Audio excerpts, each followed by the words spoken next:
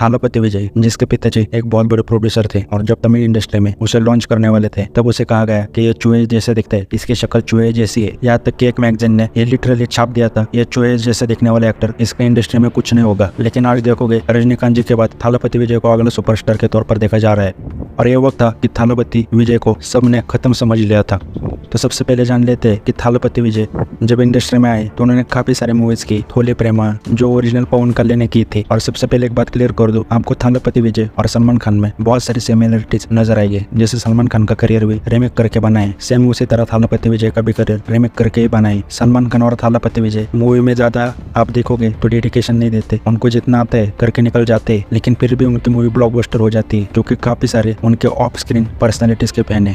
तो थोली प्रेमा इन जैसे मूवीज करने के बाद महेश बाबू के डोकुडू कभी थालापति विजय ने रीमेक किया था गिल्ली नाम से, जिसका आप सबने गाना सुना होगा आपटे पोड़ो पोड़ो पोड़ो, जो काफी फेमस हुआ था और जो शायद तमिल की पहली 50 करोड़ कमाने वाली मूवी भी थी। तो ऐसे थालापति विजय एक के बाद एक हिट मूवीज देते गए, लेकिन उनका करियर का बुरा समय तब आया जब उन्होंने श्रीदेवी के साथ एक मूवी बनाई ओल्ले नाम से, जिसमें किच्चा सुदीप भी थे और ये मूवी बुरी तरह से फ्लॉप हो गई। और इसके बाद थालापति विजय को सबने फिनिश समझ लिया। तब थालापति विजय और थाला अजित के बीच में बहुत बड़ी रिवॉल्वरी थी, यानी उनके फैंस के बीच में बहुत बड़ा कंपटीशन था कि रजनीकांत के बाद अगला सुपरस्टार कौन। और मुझे थाला अजित पसंद है उनके salt and pepper hair style से, और जो उन्होंने मन कथा में एक एंटी हीरो रोल किया था उसकी वजह से। और मैं थालापति विजय को भी एडमायर करता हूँ, ऐसा कुछ नहीं है। लेकिन देखोगे तो एटली की एंट्री के बाद गेम ही पलट गया। होली के बाद थालापति विजय ने अगली मूवी बनाई एटली के साथ, जिसका नाम था थीरी, जो शायद अब एटली वरुण धवन के साथ बनाई गई और इसकी वजह से एटली का भी करियर बन चुका था। इससे पहले एटली ने राजा रानी मूवी बनाई थी जो बहुत बड़ी रोमांटिक मूवी है, देख लेना। और इसे शंकर को भी एटली ने असिस्टेंट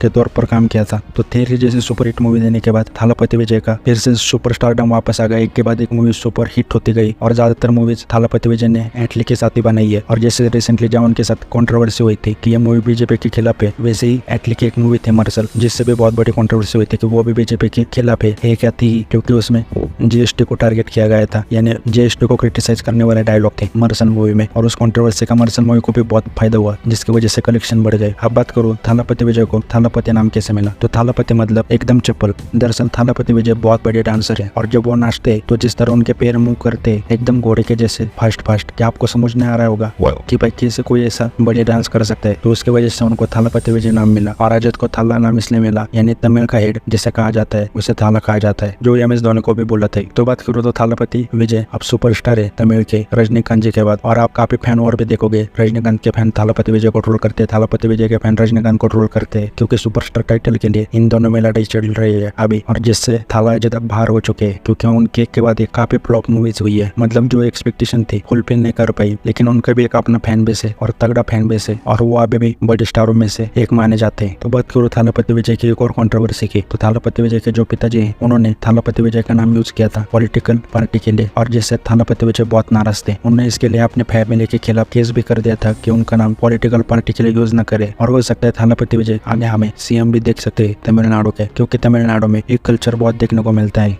जो भी वहाँ का सुपरस्टार होता है वो पॉलिटिक्स में जाता है। आप चाहे MGR देख लो या फिर NTR या फिर कमल हासन या फिर अब रजनीकांत जी। और इसके बाद नो डाउट थालापति विजय भी पॉलिटिक्स में जाएगी, क्योंकि उनको वहाँ प्रोवरशिप किया जाता है, डेमीगॉड की तरह माना जाता है। और थालापति विजय का क्रेज आप इसी से पता लगा सकते हो कि KGF 2 के साथ थालापति विजय की मूवी रिलीज हुई थी और तमिलनाडु में थालापति विजय के लोगों ने मूवी देखी और 200-300 करोड़ का बिजनेस उस मूवी ने कर लिया KGF 2 के साथ रिलीज होने के बाद भी। बाकी रिसेंटली लियो मूवी आ रही है जिसकी कहानी मैंने ऑलरेडी एक्सप्लेन कर दी है, चाहे तो जरूर चेकआउट कर लो, मेरे चैनल पर वीडियो मिल जाएगा। बाकी आपका फेवरेट कौन है, रजनीकांत, थाला अजित कुमार या फिर थालापति विजय?